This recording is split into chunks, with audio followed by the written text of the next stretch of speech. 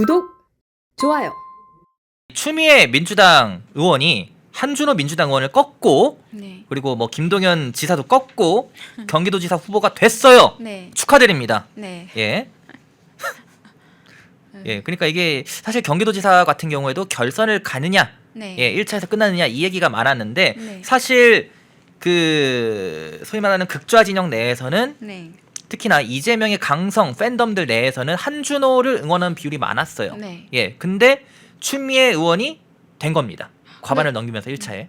저는 민주당 당원이 아니지만 네. 그냥 밖에서 봤을 때는 음, 그래도 추미애 같은 사람은 좀 이제 정치 그만했으면 좋겠고 또 좀 새로운 사람이 저기도 후보로 나오는 게 건강하지 않나. 뭐 친명이든 친문이든 우리 눈에는 그냥 똑같은 좌파들이잖아요. 그래도 그 내부에서 추미애 같은 인물보다는 저분 20, 30년 전부터 너무 저는 부정적인 이미지예요. 그 노무현 정부 당시에 탄핵 주도했던 사람 아닙니까? 예. 그러면서 맨날 노무현 정신 이런 얘기하고 그래서 저는 저런 사람은 이제 우리 정치에서 좀 사라졌으면 좋겠다라고 생각을 했는데 기어이 그 극좌 기득권에서의 힘을 발휘해서 또 새로운 사람 못 나오게 억누르고 현역까지 억누르고 본인이 기어이 또 후보가 됐구나라는 생각이 들었고 차라리 저는 한준호 후보가 그래도 젊기 때문에 그리고 지금 고향 을 지역구에서 계속 활동을 하고 있기 때문에 한준호 후보가 낫지 않나 생각을 했는데 결국에 이 친문 기득권들을 이길 수가 없었던 것 같아요. 그러니까 이게 웃긴 게 그때 뉴 이재명 뭐 네네. 하면서 뭐 본인들이 자가 발전을 한 건지 뭔지 모르겠지만은 뉴 이재명 어쩌고 이런 게 언론 보도 통해서 많이 나오지 않았습니까? 그렇죠. 근데도 불구하고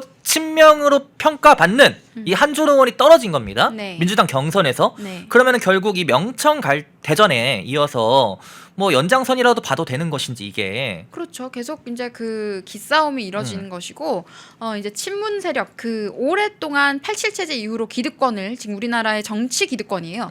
성향이 좌파이지만 좌파 내부에서만 기득권이 아니라 국민의힘이든 이런 보수라고 하는 사람들한테까지도 영향력을 뻗치고 있는 기득권들입니다. 근데 이 정치 기득권을 결국에는 친명 세력이 이기지 못한 거고 근데 그 기득권의 후계를 지금 잇고 싶어하는 사람이 정청래라고 보시면 정확할 것 같습니다. 그러니까 문재인의 다음이라고 하는 것이 문재인이라는 사람이 가진 그 정체성을 정청래가 후계자로 받는다가 아니라 오랫동안 지금 50년 가까이 이 나라의 정치 기득권을 유지해온 사람의 그 다음 타자로 정청래가 나서고 싶어하는 것이고 예. 근데 그걸 또 이제 이재명이 본인의 세력을 키워가지고 본인의 세력이 새로운 기득권이 되게 하고 싶었지만 결국 못 이긴 거죠. 예. 아마 서울시장 선거 지금 경선 결과만 보더라도 또 한 번 더 답이 나올 것 같은데 지금 결국 그래서 한준호 의원이 이제 경선 탈락 후에 유튜브 라이브 방송을 하면서 이제 맞아요. 그런 이야기를 했습니다. 이게 너무 걱정이 크다.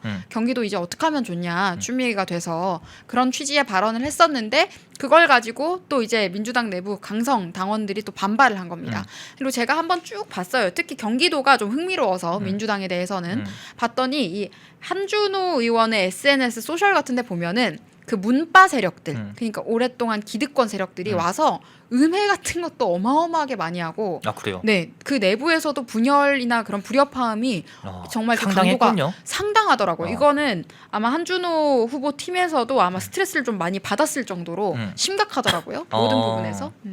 자, 그래서 이게 결국에는 민주당 공천이 네. 뭐 언론들이 많이 보도를 안 해서인지 모르겠는데 네. 국민들이 잘 모르지만은 네. 내부로 들여다보면은 알면 알수록 굉장히 혼란스러워요, 실제로. 네. 실제로 혼란스럽습니다. 예전에 그 총선 당시에 비명 행사 논란 때보다 저는 더 심각한 걸로 보여요. 네, 지금 이제 그때는 이제 정청래 입장에서는 정청래와 이 기득권 입장에서는 친문 기득권들이 볼 때는 그때는 너네들이 비명 행사했지만 이번에는 이제 비문 행사할 것이다 이런 식으로 가는 것이고 김어준, 정청래를 따르지 않으면 이제 전부 다 본인들이 이런 식으로 결과를 지금 만들고 있는 건데 그리고 또 아까 보니까 이 경선 과정에서 들어가는 그 여론조사를 김어준 쪽 거를 쓴다는 말이 있던데요. 아, 여론조사 꽃이요? 네. 그게 그런 말을 했어요. 한준호 의원이 네. 이제 당시에 뭐라 했냐면은 그 여론조사 꽃이든 잡초든 뭐든 하면서 예, 그 발언을 한 게 있는데 이게 어떤 내용이냐면 제가 읽어드릴게요. 한준호 민주당 의원이 네, 지난 6일 SNS에 올린 건데 여론조사 꽃이든 잡초든 따질 필요 없다. 그냥 한준호 선택해달라라고 언급을 했어요. 그러니까 이게 내부 갈등이 지금 예. 상당하기 때문에 예. 이제 이재명을 지지하는 친명 세력들 같은 경우에는 음. 김어준을 아주 싫어합니다. 음. 그러니까 여론조사 꽃을 믿지 못하는 거예요. 그리고 여기 전화가 와도 안 받겠다라고 하는 거고 그런 식으로 지금 내부 갈등이 고조가 되어 있기 때문에 이런 발언이 그런 과정에서 나왔다라고 보시면 될 것 그렇죠. 같습니다. 경기지사 후보 그 경선 과정에서 한준호 의원이 사실 이 발언은 되게 센 발언입니다. 여론조사 네. 꽃이든 잡초든 이거는 김어준 입장에서는 굉장히 좀 불쾌할 만한 네. 그런 발언이기도 해요. 근데 본인이 불쾌하면 어쩔 건가요? 그 수많은 사람들을 불쾌하게 만들었는데 저는 그래서 오히려 그 내부 싸움에서는 한준호 의원의 발언이 훨씬 더 저는 마음에 들었어요. 그래서 아마 저는 이런 발언들도 경기지사 후보 결과와도 이어지지 않았나. 네. 민주당 내부에서는 네. 저는 그렇게도 보입니다. 네, 그리고 이게 유튜브 라이브에서 또 경기도민 여러분들께는 미안한 마음이 크다라고 이제 한준호 근데 사과를 했죠 바로. 의원이 이야기를 했는데 또 이제 그런 공격들이 있다 보니까 사과하는 글을 올렸어요. 아 근데 굳이 저는 이거 안 올려도 됐다고 보는데 올려서 짧은 넋두리를 했다. 뭐 이렇게 이제 고개 숙여 죄송하다고까지 참 민주당은 무섭네요. 내부에서 뭐 이렇게까지 하기 시키는지. 그렇게 하고 나니까 전 이게 더 이상해요. 추미애 의원이 거기 페이스북에 댓글을 남깁니다. 댓글을 남겼어요. 그러면서 누가 우연히 봤다고 생각했어요. 이렇게 남겼어요. 페북 보다가 우연히 보게 되었습니다. 뭘 우연히 봐요. 다 알고 봤으면서. 저는 약간 그 요즘 게임에서 많이 쓰이는 용어 중 뭐 스포츠에서 네. 스포츠판에서 많이 쓰이는 용어 중에 하나가 이 티베깅이라는 용어가 있습니다. 네. 예, 이기고 나서 네. 이제 좀 약간 좀 약 올리듯이 아. 하는 그런 용어를 이제 티베깅이라고 표현도 하는데 네. 저는 그런 단어가 먼저 떠올랐거든요. 네. 채팅창에도 바로 나오네요. 뭐 조롱하는 거 아니냐. 예, 이런 채팅이. 진짜네요. 이거 보니까 지금 제가 다시 한번 확인된 걸 보니까 이게 김어준 씨가 운영하는 그 여론조사 꽃이 경기지사 경선 여론조사 업체로 선정이 됐네요. 이거는 그러면 완전히 정청래가 본인이 의도를 가지고 지금 경선 과정이라거나 공천 과정들을 본인이 좌우하고 있다라고 우리가 봐야겠네요. 아, 참 그래서 이게 참 이게 그 오랜 지금은 친문이라고 하지만 친노 친문 그 오랜 그 좌익 기득권들 이 정치 기득권들을 깨는 게 이렇게 힘듭니다.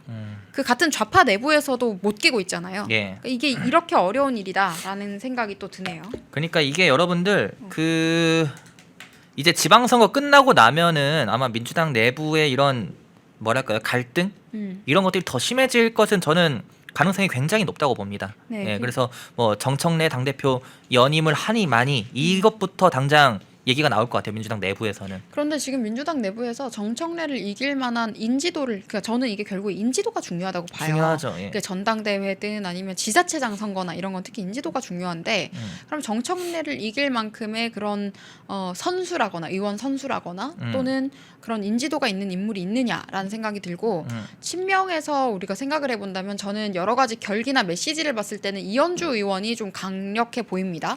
그런데 이현주 의원은 또 국민의힘에 있다가 갔잖아요. 네. 그러니까 그런 것들 때문에 내부에서 정체성 논란이 있을 수밖에 없고 예. 그래서 지금 당장 정청래 말고 보이는 인물이 많지 않은 상황입니다.